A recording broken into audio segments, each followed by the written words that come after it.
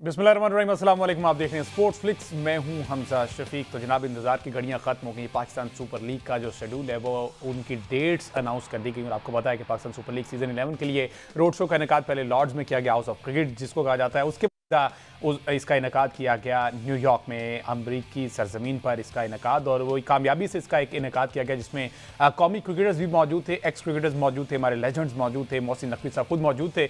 और इस हवाले से उन्होंने कहा कि हमारा एक मोटिव है कि हमने इस लीग को दुनिया के नंबर 1 लीग बनाना है और बाहर से इन्वेस्टमेंट इस लीग में लेके आनी है। और जो 2 टीमें नई ऐड होने वाली हैं उसमें हम चाह रहे हैं कि बाहर से इन्वेस्टर्स आएँ और बाहर के लोग भी इसमें इसकी ऑनरशिप में जो हैं वो शामिल हो जाएं और उनकी भी कंट्रीब्यूशन पाकिस्तान सुपर लीग में शामिल हो जाए, which is a great initiative by Pakistan cricket board. और स्पेसिफिकली अगर बात की जाए तो चेयरमैन पीसीबी मोहसिन नकवी की जानिब से ये इनिशिएटिव लिया गया है और अपेरेंटली ये बहुत अच्छा लग रहा है। बहरहाल आज जो डेट अनाउंस की गई न्यूयॉर्क में चेयरमैन पीसीबी की जानिब से ये अनाउंस की गई, जो कि 26 मार्च 2026 से पाकिस्तान सुपर लीग सीजन 11 जो है उसका आगाज़ हो रहा है। 3 मई को जनाब इसका इख्तिताम होगा, 3 मई को फाइनल खेला जाएगा। वेन्यूज़ जो हैं येट टू बी डिसाइडेड, पता चल जाएगा कि इसमें फैसलाबाद ऐड हो रहा है। इसके अलावा बात की जा रही थी कश्मीर के कुछ स्टेडियम, मुजफ्फराबाद को ऐड करने की बात की जा रही थी। वो पेशावर का एक स्टेडियम है अरबाब नियाज़ स्टेडियम, उसको शामिल करने की बात की जाती थी। इस पर हमने बात करनी है। साथ ही साथ जनाब अनफॉर्चुनेटली अंडर 19 एशिया कप में भारत ने, जो पाकिस्तान अंडर 19 क्रिकेट टीम है, उसको 90 रन से शिकस्त दे दी है।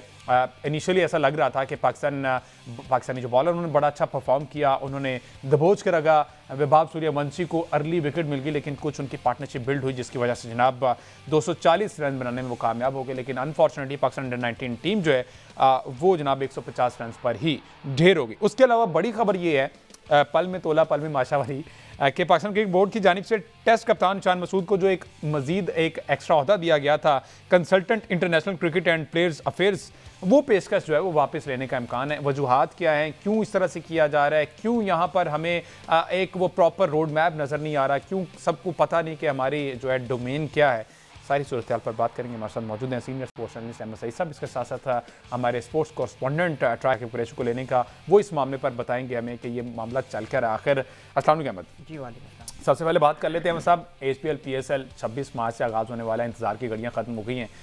रोड शो का इनेकाद किया जा रहा है, अब अमेरिका में पड़ाव था, वहाँ पर भी कामयाबी से इसका इनेकाद किया गया है। एक तो इसका इम्पैक्ट बताइएगा कि कितना हो सकता है। कुछ बातें ये भी अहमद साहब कही जा रही थी कि अच्छा इम्पैक्ट, मजीद बेहतर इम्पैक्ट तब पड़ता जब आप बाकी 6 टीम के जो ऑनर्स हैं ना उनको साथ लेकर चलते। वो भी वहाँ पर 6 लोग बैठे होते, ठीक है, वो अपने एक्सपीरियंसेस शेयर कर रहे होते, 10 साल के जो इनके एक्सपीरियंस रहे हैं, ताकि आगे 2 आने वाले जो ऑनर है ना उनके लिए भी एक हौसला अफजा बात होती कि जनाब इस हद तक इनको ऑनर किया जा रहा है, इनको रिस्पेक्ट दी जा रही है, तो क्यों ना इसमें इन्वेस्टमेंट की जाए। एक ये पॉइंट। दूसरा ये है कि इसका क्या पाकिस्तान सुपर लीग को बड़ा ब्रांड बनाने में इस तरह की एक्टिविटीज से हम कामयाब हो पाएंगे? देखिए, सबसे पहली बात तो ये है कि जिन 6 ओनर्स की आपने बात की है, मेरा ख्याल है वो 6 नहीं है, 5 रह गए। ठीक है। उसमें से एक जो है उनको अभी तक पीसीबी ने जो है वो ऑफर लेटर नहीं भेजा, इसके इम्कान अब जाहिर है कि नज़र नहीं आ रहे कि उनको भेजेंगे। तो 5 इस वक्त जो है वो फ्रेंचाइज के ओनर्स हैं। 6ठी जो है वो उसका फैसला होना है और 2 जो है वो एक्सपेंशन के बाद आएंगी। तो 8 जनवरी को ये तय होगा कि वो 8 ओनर्स कौन हैं जिन्होंने PSL के 11th एडिशन में इन टीम्स को लेकर आगे चलना है। तो हो सकता है कि इस किस्म की किसी कैफियत से बचने के लिए, जिसमें कुछ लोग अपनी पोजीशन को जो है वो अपहोल्ड करने में कामयाब हुए हैं, कुछ लोग नहीं हो रहे हैं, ऑक्शन आना है, टीमों का अनाउंस होना अभी बाकी है, तो इस सिचुएशन में हो सकता है कि PCB ने शायद कोई किस्म का एक्शन ना लिया हो। अदरवाइज़ मेरा ये ख्याल है कि ये जो लंदन में और न्यूयॉर्क में जो 2 बड़े शोज़ हुए हैं, रोड शोज़ हुए हैं PSL को लेकर, बतौर एक रोड शो और बतौर यूँ कह लीजिए कि तशहीरी मुहिम के तौर पर, तो ये एक बहुत ही अच्छा इनिशिएटिव है। दोनों बड़े शहर हैं, दोनों में पाकिस्तानी डायस्पोरा भी है, दोनों में पाकिस्तान के अलावा भी बहुत सारे ऐसे ममालिक के लोग रहते हैं कि जो क्रिकेट देखते भी हैं, और PSL को एज ब्रांड जो है उसको यकीन वहाँ पर पजीराई मिली होगी, उसको फ़रोग देने में ये माविन साबित होंगी। लेकिन किसी भी किस्म की तैयारियाँ होती हैं, उनके जब एनालिसिस होता है तो वो उनके नताइज के ऊपर होता है, उनके रिजल्ट्स के ऊपर होता है। नताइज ये बताते हैं कि तैयारी कैसी थी।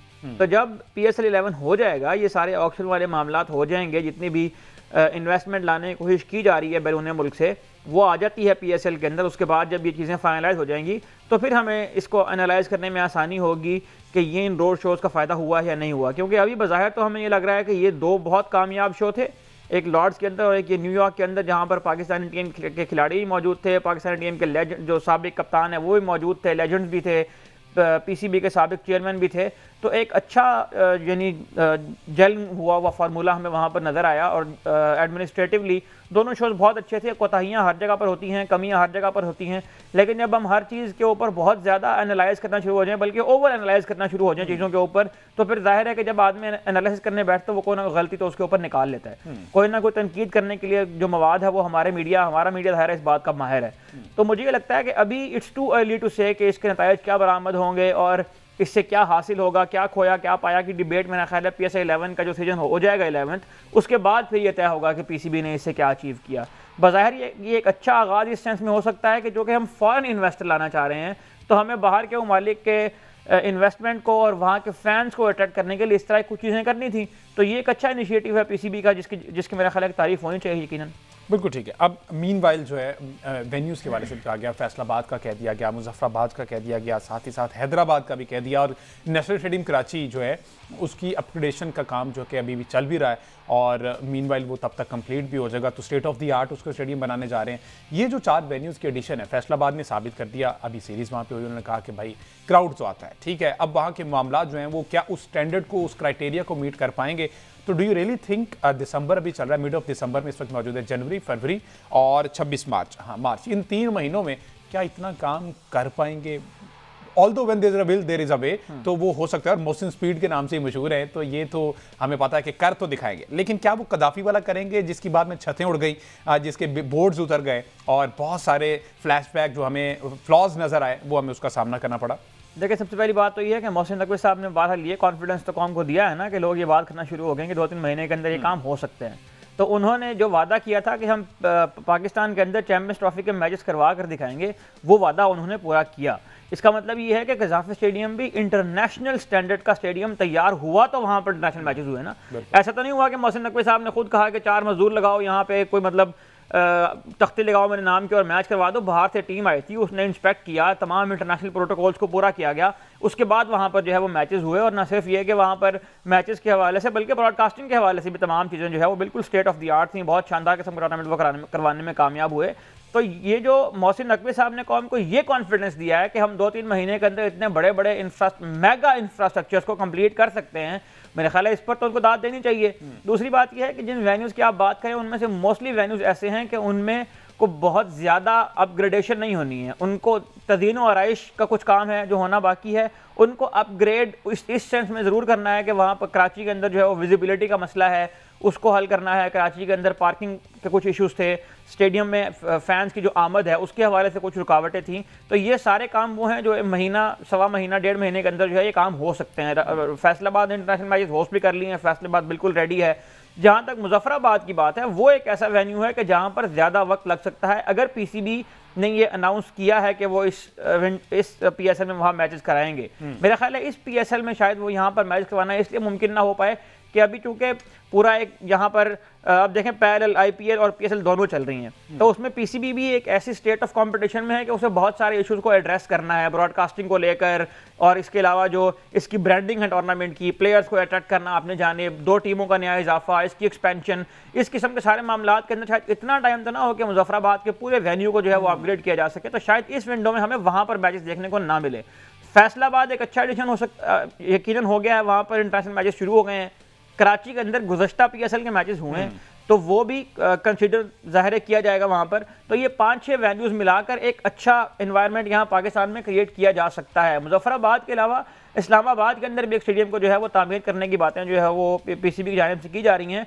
तो ये भी 2 स्टेडियम चलें इस PSL में ना सही, PSL 12 में हमें हो सकता है कि ये 2 नए वेन्यूज़ मिले। और देखें, किसी भी लीग की कामयाबी का दारोमदार सिर्फ और सिर्फ इस बात पर नहीं होता कि मैचेस हो रहे हैं, इस बात पर भी होता है कि इंफ्रास्ट्रक्चर डेवलपमेंट कितनी हुई है, इस बात पर भी होता है कि उस मुल्क को कितना टैलेंट मिला है, इस बात पर भी होता है कि उस स्पोर्ट से रिलेटेड जो है, चूंकि क्रिकेट है तो क्रिकेटिंग कल्चर को कितना फ़ायदा हुआ पाकिस्तान में। देखें, पाकिस्तान में जब इंटरनेशनल क्रिकेट वापस आई थी उस अनफॉर्चुनेट डिबैकल के बाद, जब यहाँ पर बैन हो गई थी क्रिकेट, तो साथ ही आप देखते हैं कि पैरेलल PSL के मैचेस भी पाकिस्तान में वापस आए थे।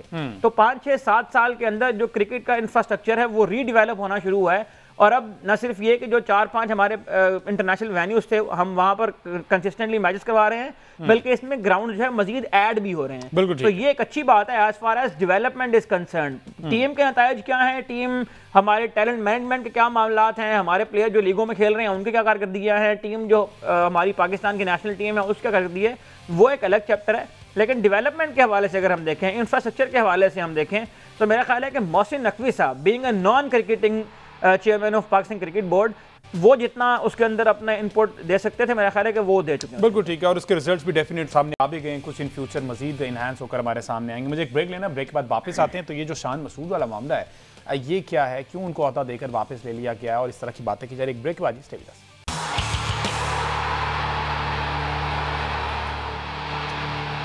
वेलकम बैक जी। बात हो रही पाकिस्तान सुपर लीग सीजन 11 की तैयारियों के हवाले से रोड शोज का इनेकाद किया गया है और डेट दे दी गई है जी 26 मार्च 2026 टू 3 मई कहते हैं फाइनल मैच उसका होगा। और वेन्यूज़ के हवाले से हमने बात की है। आकिब कुरैशी ने भी ज्वाइन कर लिया है। आकिब अस्सलाम वालेकुम। Aqib do you hear me?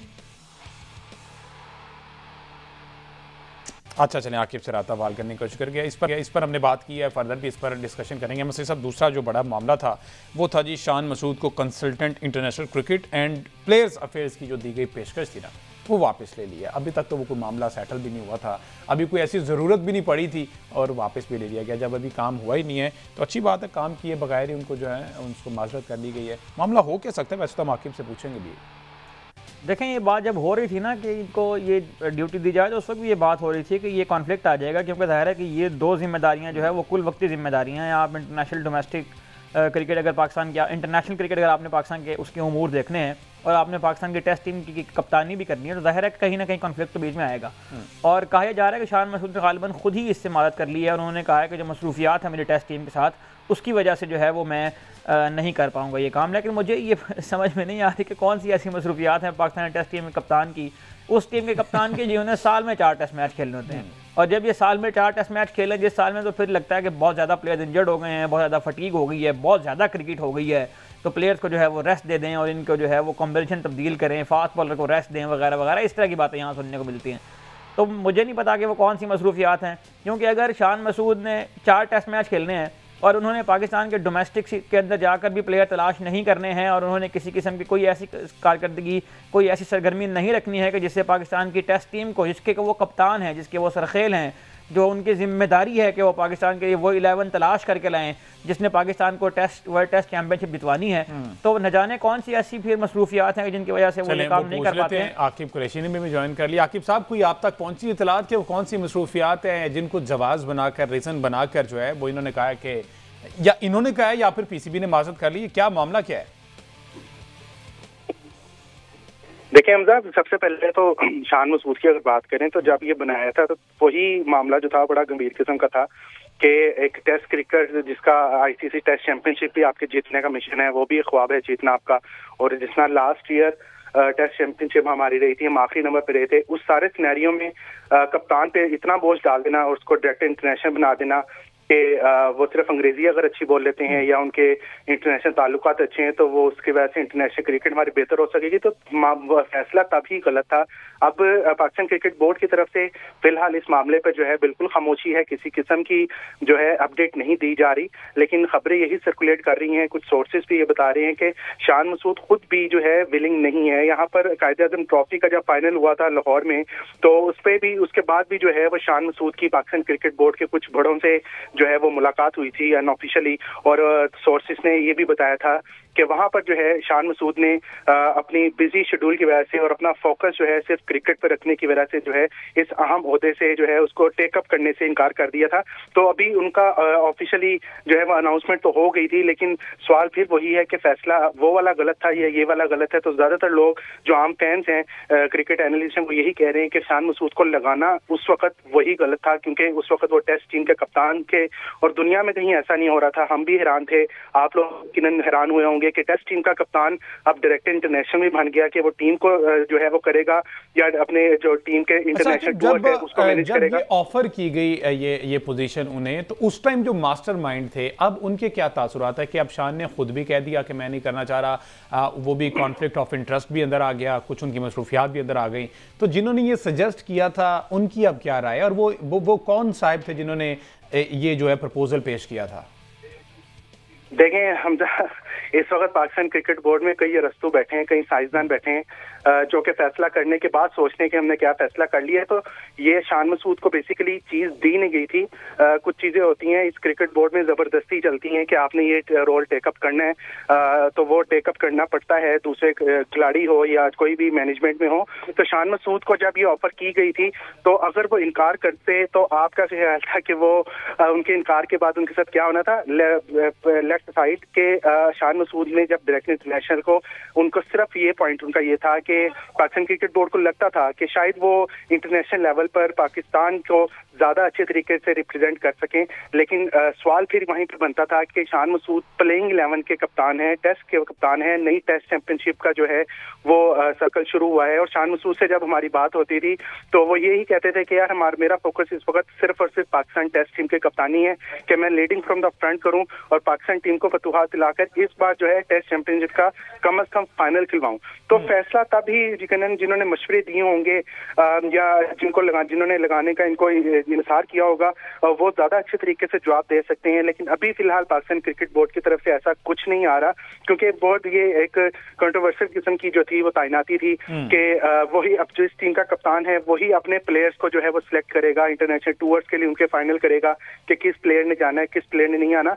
तो ये कायद-ए-आज़म ट्रॉफी थी, यहाँ पर शान मसूद खेले, एक अच्छा उनके लिए प्लेटफॉर्म था, वहां पर उनकी टीम के जो लड़के थे उनको अच्छा असेस करने का तरीका था। हाँ, उनको आप एज अ कंसल्टेंट रख सकते हैं या उनको कह सकते हैं कि आप रीजन जो आपका कराची रीजन है उस रीजन से मुझे अगर आप 10 से 15 लड़के दे देंगे तो उसको पॉलिश करके जो पाकिस्तान का सिस्टम है एनसीए में उनको ट्रेनिंग करवाई जाए, जो नेशनल हाई परफॉर्मेंस सेंटर्स हैं पूरे पाकिस्तान में वहां पर ट्रेनिंग करवाई जा सकती है। लेकिन अगर आप प्लेइंग 11 के कप्तान को एक इतनी बड़ी रिस्पॉन्सिबिलिटी दे देंगे कि आपने इंटरनेशनल टूर्स मैनेज करवाने हैं पाकिस्तान टीम के, वो सारे मामला देखने तो मेरा ख्याल है कोई कॉमन सेंस तो यही कहती है कि शान मसूद ने अगर जो है अभी ऑफिशियली नहीं हुआ लेकिन खबरें यही आ रही हैं कि उन्होंने ये रोल टेकअप करने से इनकार किया। तो अगर उन्होंने इनकार किया तो मेरे ख्याल से शान मसूद ने अपने साथ भी ट्रॉफी वाली आपने बात की है, मैं मौके का फायदा उठाते हुए आपसे मजीद कुछ रहनुमाई ले लूं। यहाँ पे कायदम ट्रॉफी चले, उन्हें खेल तो लिया एक तरफ, लेकिन आपके ख्याल में क्या पाकिस्तान टेस्ट क्रिकेट टीम के कप्तान की जिम्मेदारी सिर्फ इतनी है कि उसने वहां जाकर मैचेस खेल लेने?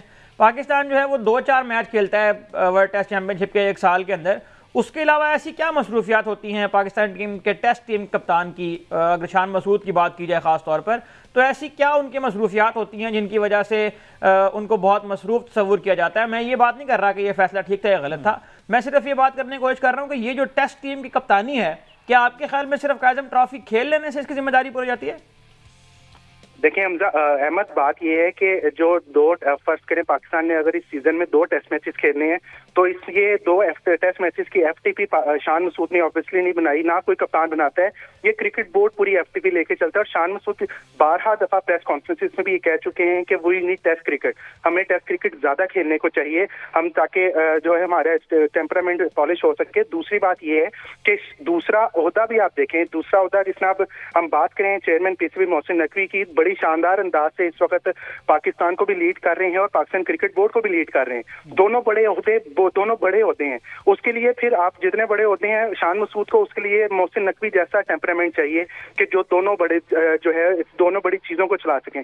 टेस्ट कप्तानी क्योंकि नया टेस्ट सर्कल है, ये अगर मिड वाला टेस्ट सर्कल होता, मैं आपको बताऊं शान मसूद से मेरी बात हुई थी, अगर ये मिड वाला सर्कल होता, मिड में मैचेस होते तो शान मसूद शायद इस रोल को टेकअप कर लेते, क्योंकि अभी हमारा टेस्ट चैंपियनशिप का सर्कल नया शुरू हुआ है। चाहे हमने एक साल में 2 टेस्ट मैचेस खेलने हैं या चाहे हमने एक साल में 12 टेस्ट मैचेस खेलने हैं, इस वक्त उनका फोकस वहीं पे है। और ये एक अच्छी चीज है कि अगर हार जीत खेल का हिस्सा है, अगर शान मसूद ऑब्वियसली अकेले जो है वो टीम को नहीं जितवा सकेंगे, टीम अगर उनको सपोर्ट करेगी तो आगे जीतेंगे। लेकिन अगर एक कप्तान ये कहता है कि मैं फोकस सिर्फ अपने खेल पे रखना चाहता हूँ, चाहे साल में 2 टेस्ट मैचेस उसको मिले या 12 टेस्ट मैचेस मिले, तो वो टेस्ट मैचेस 2 हो या 12 हो, वो ऑब्वियसली आपको पता है कि जो हमारे डोमेस्टिक ट्रैफिक के हैं जो या इंटरनेशनल जो हमारे डिपार्टमेंट है वो सारा इसको देख रहे होते हैं FTP को, तो वहां से ये सारी चीजें जारी होती हैं। साथ शान मसूद की कुछ अपनी काउंटीज से भी कमिटमेंट है, वो काउंटी क्यों भी नहीं छोड़ना चाहते जो इंग्लिश काउंटी है। उसके बाद इनकी जो है वो शेफील्ड शील्ड ट्रॉफी में भी बातचीत जा रही है, ये भी मैं आपको बता रहा हूँ, वहां पे भी बातचीत जा रही है। तो यकीनन एक क्रिकेटर है वो सारा अंदर है जो है इस सिस्टम के, सारा बड़ा क्लोजली वॉच कर रहे हैं, मीटिंग्स में शामिल होते हैं, तमाम जो है वो अफसरान से मिलते हैं, उनको ABC इस वक्त अच्छी तरह पता है। तो यकीनन उन्होंने कुछ देख के या कुछ समझ के ही ये फैसला किया होगा। मुझे लगता है कि काफी हद तक ये बेहतर फैसला है। हाँ, अगर ठीक है अगर वो रिटायरमेंट की तरफ दे रहे थे, क्योंकि जब ये लगे थे तो तब हमारा पहला सवाल ये था कि क्या वो टेस्ट टीम का कप्तान रहेंगे कि नहीं रहेंगे, ये सबसे पहला सवाल था। पाकिस्तान क्रिकेट बोर्ड भी इस पे कोई किसी किस्म का भी फिलहाल जवाब नहीं दे रहा था। तो ये शान मसूद ने बहुत अच्छा फैसला किया मेरे ख्याल से। मसरूफियात की जो आपने बात की है, यकीनन हर क्रिकेटर की अपनी मसरूफियात होती है, जिसना मैंने आपको अच्छा, तो बताया। अब जाते जाते ये भी जरा आकिब बता दें कि कोई मुतबादिल नाम, कोई ऑल्टरनेट जो PCB मैनेजमेंट के ज़हन में हो कि अब इस ओहदे के लिए ये शख्स जो है वो मौजूद रहेगा और वो अगला बंदा ये जिम्मेदारी लेने के लिए तैयार भी हो, उसकी कोई ज़ाती मसरूफियात ना हो। देखें हमजा, अभी तो फिलहाल अभी ऑफिशियली जब इनका आएगा, क्योंकि अभी हमारी टेस्ट सीरीज भी आगे है, इससे ही शायद काम ले लिया जाए। वहाब रियाज इस वक्त पाकिस्तान क्रिकेट के जो है बड़े अच्छे होते हैं, उनको भी दिया जा सकता है, उनसे भी काम लिया जा सकता है, या किसी ऐसे इंटरिम बंदे से काम लिया जा सकता है जो कि पाकिस्तान के इंटरनेशनल सर्किट को देख सके। या ऐसी भी कोई पाकिस्तान क्रिकेट बोर्ड में आपको पता है कि एक बंदे को एक से ज्यादा जिम्मेदारी देने का रिवाज जो है वो बहुत ज्यादा है। तो सलमान नसीर जो कि PSL के हेड हैं और जो कि पाकिस्तान क्रिकेट बोर्ड को बड़े अच्छे तरीके से इंटरनेशनली जो है रिप्रेजेंट कर रहे हैं और जिसका मुतरिफ पाकिस्तान क्रिकेट बोर्ड खुद भी है, उनको भी ये जिम्मेदारी दी जा सकती है। तो एक दफा ये चीजें फाइनल हो जाए तो फिर यकीनन पाकिस्तान क्रिकेट बोर्ड की तरफ से जो है वो नाम दिया जाएगा। लेकिन एक चीज फॉर श्योर है कि साबिक क्रिकेटर ही कोई होगा। बिल्कुल ठीक है, और वो डेफिनेटली मल्टीपल ऑप्शंस हैं, 10 से 12 नाम है, जिसमें वहाब रियाज हैं, आकिब जावेद हैं, वहाब रियाज साहब हैं और आकिब जावेद साहब भी हैं, वहाब रियाज हैं और आकिब जावेद साहब हैं। तो ये नाम तो हैं जिन पर गौर किया जा रहा है। लेट्स सी इनमें से कौन ओहदे को लेने में कामयाब होता है। मुझे एक ब्रेक लेना, ब्रेक के बाद वापस आते हैं तो जरा अंडर 19 की शिकस्त पर बात करेंगे जो एशिया कप में हुई भारत के हाथों। दूसरा ये कि फुटबॉल की दुनिया में भी हमने जाना, जरा एक ब्रेक के बाद stay with us. Welcome back. की बात हो रही क्रिकेट के हवाले से, तो अंडर 19 एशिया कप जो है वो इस वक्त जारी है। टूर्नामेंट UAE सरजमीन पर, जहां पर इंडिया ने पाकिस्तान को शिकस्त दे दी है। 240 रन बनाए इंडिया ने पहले खेलते हुए, और पाकिस्तान की पूरी टीम जो है 150 रन पर ढेर हो गई। वजूहत क्या पेश आई, क्योंकि एक टाइम पे हमें से सब लग रहा था कि पाकिस्तानी बॉलर्स ने इंडियंस को रोक के रखा। जब विभाव सूर्यवंशी की विकेट गिरी तो हमें लगा कि अब जो है 150 170 के क्लोज जाकर हम उनको रोक लेंगे। लेकिन फिर एक पार्टनरशिप लगी और उस पार्टनरशिप का दबाव ऐसा है कि पाकिस्तानी बैटर्स जो हैं अब वो खेलना बोलकर 150 रन पर। अब देखिए सरफराज अहमद साहब साथ हैं, इनके कंसल्टेंट हैं, कोच हैं, और वो सारा कुछ ऑल इन ऑल ये देख रहे हैं। पहली डिफीट है उनकी सुपरविजन में, डेफिनेटली बहुत कुछ सीखा होगा इससे और आगे चल के बाउंस बैक डेफिनेटली करेंगे पाकिस्तान प्लेयर्स। देखें ऐसा ही है, पाकिस्तान अंडर 19 की टीम का भी वही हमें सिचुएशन नजर आती है जो पाकिस्तान की नेशनल टीम की है, कि जैसे क्वालिटी साइड सामने आती है तो हमें ये लगता है कि हमारी क्रिकेट के अंदर ज़ाहिर है कहीं ना कहीं कोई लूप होल मौजूद हैं, कोई खामियां मौजूद हैं, कमियां मौजूद हैं। और जो हम बात कर रहे थे इस मैच के बिल्डअप के ऊपर जो हमने लास्ट शो किया था, उसमें भी हम एक बात कर रहे थे कि अंडर 19 टीम का जो कैलेंडर है, जो उनके मैचेस की तादाद है, जो उनके मैचेस का एक्सपीरियंस है, वो बहुत ही कम है और तकरीबन ना होने के बराबर है उस टीम के अगेंस्ट जो टीम उनके मध्य मुकाबिल थी।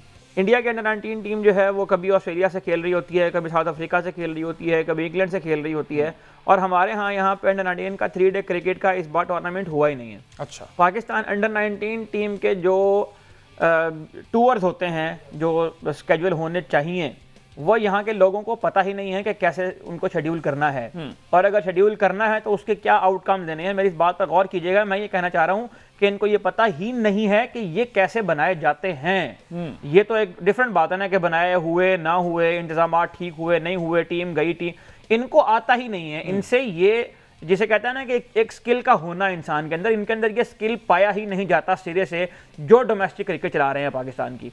पाकिस्तान अंडर 19 टीम सिर्फ आपको इवेंट्स के अंदर खेलती हुई नजर आती है।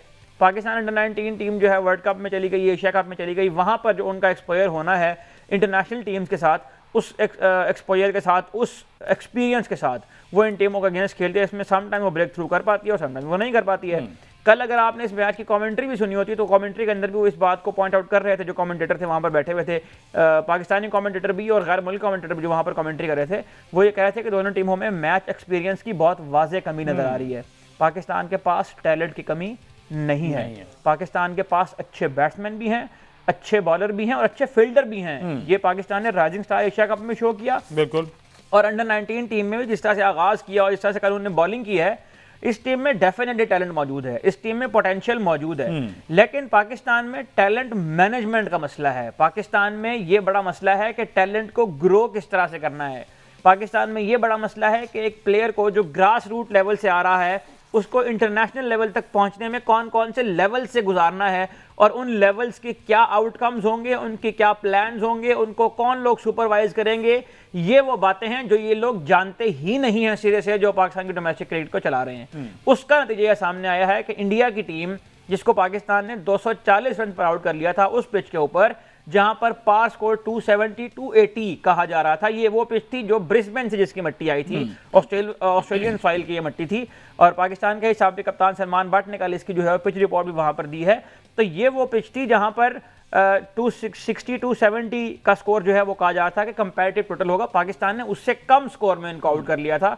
240 पर जब ऑल आउट हुई इंडिया की टीम तो एक मौके पर हमें ये लगा था कि पाकिस्तान की टीम जो है वो इसको चेज कर लेगी, पाकिस्तान इसको इस मैच को जीतने के लिए फेवरेट है। लेकिन जब हमारी टीम उतरती है मैदान में और जिस तरह की शॉट सिलेक्शन वहाँ पर होती है, जिस तरह की वहाँ पर ख़ास तौर पर पावर प्ले के अंदर जो प्लानिंग हमें नजर आती है, जो टेक्टिकल डिसीजन की कमी हमें नजर आती है, जो स्ट्राइक रोटेशन वहाँ पर नहीं हो पा रही है, आपसे अगर रन नहीं बन पा रहे, बाउंड्रीज नहीं हो पा रही हैं, तो प्रेशर को रिलीज करने का समटाइम्स ये तरीका होता है कि पिच पर स्टे करें और अपनी जो स्ट्राइक रोटेशन है उसको करते रहें और लूज बॉल का इंतजार करें। लेकिन पाकिस्तान के प्लेयर जो है वो उस शेल में चले गए पहले पावर प्ले के अंदर ही, और फिर उससे निकलने में उतना टाइम लगा। देखें यहाँ पर ऐसा नहीं है कि बिल्कुल किसी बैट्समैन से नहीं खेला गया। एक अच्छी इनिंग यहाँ पर आपको नजर आएगी हुजैफा गेजो ने 80 गेंदों में 70 रन बनाए हैं। इसका मतलब यह है कि इस पिच पर बैटिंग हो सकती थी अगर इनकी टैक्टिकल अवेयरनेस बेहतर होती, इनका एक्सपीरियंस बेहतर होता, इनको मैच सिचुएशंस को हैंडल करने का जो स्किल है वो बेहतर होता। और वो स्किल मैचेस खेल खेल के आता है, वो कैंप लगाने से नहीं होता है। सरफराज अहमद पाकिस्तानी टीम के बहुत कामयाब कप्तान रहे हैं, अंडर 19 लेवल पर भी उन्होंने पाकिस्तान को वर्ल्ड कप जितवा कर दिया था। लेकिन सरफराज अहमद भी जाहिर है उन लड़कों के साथ जो कैंप्स की प्रोडक्ट हैं या उन PSL फ्रेंचाइज की प्रोडक्ट्स हैं जो टैलेंट हंट प्रोग्राम के थ्रू प्लेयर लेकर आती हैं। तो ये वो प्रोडक्ट है जो अंडर कुक्ड है अभी, जो मुकम्मल तौर पर तैयार नहीं हुआ है। और सरफराज अहमद एक हफ्ता 10 दिन में कोई ऐसा चमत्कार या कोई ऐसा जादू नहीं कर लेंगे कि वो इसके अंदर आकर तब्दील करें। हम उम्मीद करते हैं कि पाकिस्तान की टीम बेहतर हो, पाकिस्तान की टीम अच्छा खेले, लेकिन मैच एक्सपीरियंस की वाज़ेह कमी नजर आई थी। अच्छा जी, अब क्रिकेट से निकल के जरा फुटबॉल की बात की, क्या किया है वो ये इंडियंस ने आपके फेवरेट प्लेयर लियोनेल मेसी के साथ? तो वो हार्डली को 10-15 मिनट भी बड़ी मुश्किल वहाँ पर सर्वाइव कर पाए। जो माहौल वहाँ पर बन गया था, हुआ क्या वैसे और क्यों इनवाइट किया हुआ था? क्या रीज़न क्या था इसके पीछे? कोई एडवर्टीजमेंट पर्पस था, कोई टूर्नामेंट हो रहा था? और अगर किया गया तो क्या कमाल का मिसमैनेज किया है? अब क्रिकेट में तो आपको मुंह की खानी पड़ी रही है, अब दीगर शोबों में भी, दीगर खेलों में भी जो है ना वो भारत को मार पड़ी और अच्छी खासी पड़ी है। अब ये कितना बुरा इंपैक्ट पूरी दुनिया में गया? वैसे तो अच्छा पहले भी नहीं था, लेकिन इसके बाद तो बस हो गया। मैं साहब देखें, जब खिसियानी बिल्ली खंबा नोचे वाला आपने मुहावरा सुना होगा, जब इस तरह जब आपकी पूरी दुनिया में हर जगह आपकी थू थू हो रही है, आप जहां जाते हैं वहां पर आप बेइज्जत होकर उठते हैं, आप जहां जाते हैं वहां पर, बल्कि अब तो आपने जाना ही छोड़ दिया है इंटरनेशनल समिट्स के अंदर इस डर से कि आपकी हर जगह बेइज्जती हो रही है। तो फिर आपको कुछ ना कुछ ऐसे इवेंट्स करवाने पड़ते हैं, कोई ना कोई ऐसे तमाशाई अपने इर्द गिर्द इकट्ठे करने पड़ते हैं, मदारी को तमाशा दिखाते रहना होता है ना अपने आप को लोगों की तरफ मुतवज्जे करने के लिए। तो स्पोर्ट्स का एक ऐसा मैदान है जिसमें इंडिया जो है वो अपने आप को एक बड़े स्टेक होल्डर के तौर पर मनवाने की कोशिश कर रहा है। ओलंपिक्स की बिड भी ये करते हैं, कॉमनवेल्थ गेम भी ये करवाते हैं, वगैरह वगैरह। लेकिन इससे पहले कौन सा ऐसा इवेंट है जिसमें आप मुझे बताएं ना, क्रिकेट से लेकर एथलेटिक्स हो, फुटबॉल हो, क्रिकेट हो, हॉकी हो, जो इंडिया में इवेंट्स हुए हैं, कौन सा ऐसा इवेंट जिसमें मिसमैनेजमेंट नहीं हुई? तो आप किस बात पर हैरान हो रहे हैं? हाँ, इस बात पर यकीनन हैरान होने से ज़्यादा मुझे शर्मिंदगी है इस बात की कि फुटबॉल की दुनिया का एक बहुत बड़ा legend, arguably the greatest player ever football की दुनिया का, लियोनेल मेसी, जो इंडिया में आए, उनका जो रिसेप्शन होना था सबसे पहले तो उसमें बद इंतजामी हुई, उसमें वाज़े नजर आ रहा था कि किसी किस्म की कोई प्लानिंग नहीं थी। उनको पता ही नहीं है कि बड़े लोगों का इस्तकबाल किस तरह किया जाता है, ग्रेट्स को किस तरह से ऑनर किया जाता है। और उन्होंने एक वो जो उनका एक क्लाउन सा था जिसने वो एक फुटबॉल की शर्ट उसने पहनी हुई थी और उसको जो है वो पास भी नहीं करना आता फुटबॉल से मैसी, वो उनके कोई पॉलिटिशियन है गालिबन जिन्होंने अपनी ज़ाती तशहीर के लिए कोई किस्म की हरकत की है। तो एक एम्बैरेसिंग किस्म का शो था जो इंडिया ने पुटअप किया है। एक बहुत ही यूं कह लीजिए कि शर्मनाक किस्म की हरकत है जो इंडिया ने इतने बड़े प्लेयर के साथ की है। और हम चूंकि फुटबॉल खेलते हैं, फुटबॉल हम रेगुलर देखते भी हैं, हमारा फुटबॉल से जज्बाती एक लगाव भी है, तो हमें इंडिया से ज़्यादा इस बात का दुख हुआ है कि एक बड़े स्टार के साथ, एक फेमस स्टार के साथ, जिसकी वजह से लोग फुटबॉल को पहचानना शुरू हुआ दुनिया में, उसके साथ की हरकत हुई। और वो मेरा ख्याल है कि दोबारा इंडिया में आने पर कभी अब राजी नहीं होगा जो इन्होंने किया है। यही वो डिसरिस्पेक्ट का एलिमेंट अहमद सईद साहब, जो आईपीएल भी प्लेयर्स जो है, आपने क्रिस गेल का पूरा इंटरव्यू भी सुना होगा जो उनके साथ पेश आए, और ये सारी आईपीएल छोड़ने पर मजबूर हो गए बड़े प्लेयर्स। और अब फुटबॉल की दुनिया में हमने देखा कि लियोनेल मेसी के साथ इन्होंने क्या किया। डेफिनेटली आगे आने वाले दिनों में कोई भी बड़ा स्टार, कोई भी बड़ा प्लेयर जो है वो इंडिया का रुख नहीं करेगा। ट्रैवलिंग के वाले से भी देखा जाए तो ट्रैवल ब्लॉगर्स जितने भी हैं वो भी अब अवॉइड करते हैं इंडिया जाने में। तो इंडिया की जो सूरत हाल है वो इस वक्त वर्स से वर्स होती जा रही है, और ये वही इनका अपना खोदा हुआ गड़ा है जिसमें ये इस वक्त गिर चुके हैं और बुरी तरह नाकाम हो रहे हैं। मुझे दीजिए इजाज़त, अल्लाह हाफ़िज़।